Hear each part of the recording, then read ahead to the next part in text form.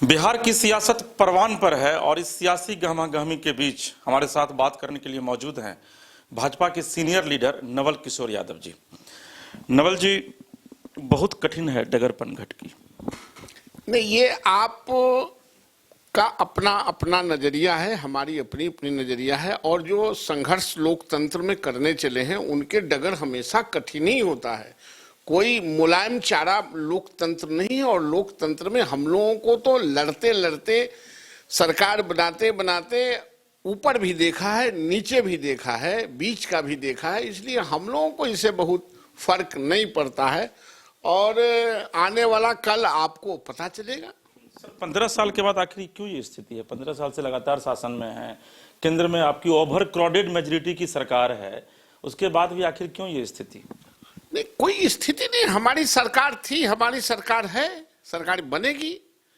ये चैनल के राजीव जी, हमने खेती किया है और खेत में ही फसल लगा हुआ है, तो आप उसका मूल्यांकन देख के कर लेंगे कि इसका दरमन किया जाएगा। वो ऐसा ही है जैसे सागर के किनारे खड़ा होने से समंदर के गहराई के पता नहीं चलते, उसके लिए गोता लगाना पड़ता है। तो आप किनारे से खड़ा होके कोई मूल्यांकन कर देंगे, ऐसा नहीं होता। और मैं जानता हूं, लास्ट टाइम भी मैं बता दूं कि लास्ट टाइम जो प्रेडिक्शन करने वाले थे उन्होंने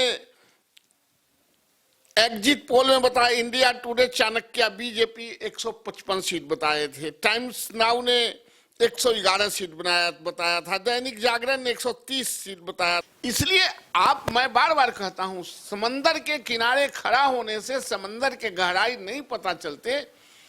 आप उसका आकलन कर सकते हैं, नजरिया ले सकते हैं, उसकी गहराई की पता आपको नहीं चलेगा। केवल जी, एक बड़ा सवाल है कि जब आपके पक्ष में एग्जिट पोल जाता है तो आप बहुत तारीफ करते हैं, और आज अगर महागठबंधन के पक्ष में एग्जिट पोल जाता हुआ दिख रहा है तो आप सवाल खड़े कर रहे हैं। नहीं, कहीं आप हमको बता दीजिए, कोई जिंदा कौम और राजनीति करने वाला आदमी जो क्षेत्र से जुड़ा हुआ है, पार्टी के संगठन से जुड़ा हुआ है, वह कभी भी यकीन एग्जिट पोल पर नहीं करता है।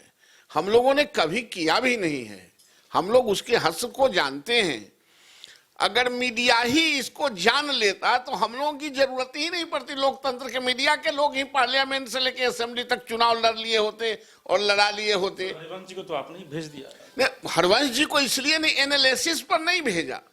हरिवंश जी एक पत्रकार हैं और जो जिंदा कौम है उसको राज्यसभा में, जहां इंटेलेक्चुअल लोगों की जमात है, वैसे जमात में तो वह पत्रकारों को आप देखते हैं, पत्रकारों को, खिलाड़ी को, साहित्यकारों को भेजने का जगह है, वहां भेजना ही चाहिए।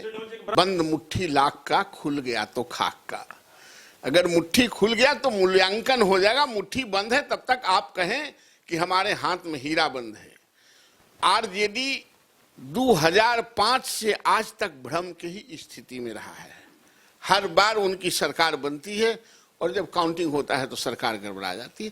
उसे अपने पक्ष में हर पार्टी को सोचने का अधिकार है। अगर वह भी सोचते हैं तो कोई गलत नहीं है, और हम भी अपनी बातों को कहते हैं तो कोई गलत नहीं है। बड़ा सवाल, और बैठाया जाए सब उनके वर्कर को, सबको हटा ही दिया जाए तो बैठाया किसको जाए? देखिए, खिसियाली बिल्ली खंभा नोचे, ये हताशा का उनका सवाल है।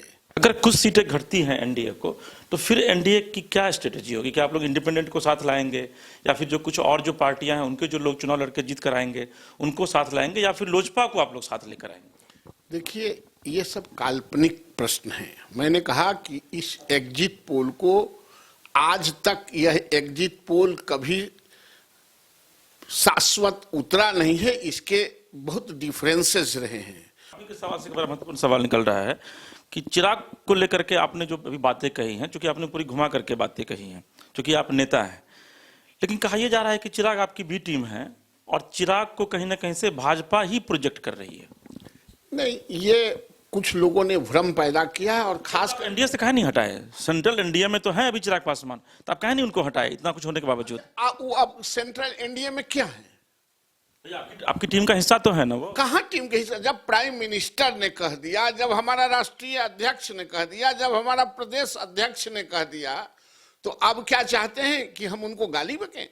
हमारा अलायंस जिसके साथ था, जिसके साथ है, उसके साथ हम हैं। और सोशल मीडिया और इलेक्ट्रॉनिक्स मीडिया के लोग जो भ्रम फैलाना चाहते हैं, उस भ्रम फैलाने से कोई फायदा नहीं है। तो फिर निकल गया आप कह रहे हैं। तो फिर नीतीश जी जो स्थितियां आ रही हैं, अब भाजपा बहुत बड़ी पार्टी बनती है, नीतीश जी को अगर 40 सीटें आती हैं और आप लोग सरकार बनाते हैं, तो क्या नीतीश जी सीएम होंगे? हमारी पार्टी ने कहा है, देखिए ये टोटली काल्पनिक प्रश्न है कि उनको 40 आएगा और हमको 140 आएगा। हम इसको नहीं मानते। कल्पना सर, कल्पना ही कभी कभी ख्वाब में भी, हकीकत में भी तब्दील होता है कल्पना। ठीक है, आपकी कल्पना है, लेकिन यह बात मैं बता दूं, हमारा नेता गठबंधन का बिहार में नीतीश कुमार हैं और रहेंगे, इसमें कोई परिवर्तन नहीं होगा। चलिए, ये नवल किशोर यादव जी थे और इनका ये कहना है कि बहुत लोग काल्पनिक होते हैं और कल्पना में ही जीते हैं, लिहाजा जो एग्जिट पोल दिखाया गया है वो पूरी तरीके से काल्पनिक है। और कल यानी 10 तारीख को ये पता चल जाएगा कि बिहार में एक बार फिर से एनडीए की सरकार बनने वाली है। पटना से कैमरा पर्सन प्रभात के साथ एसके राजीव, सनमार्ग लाइव 7।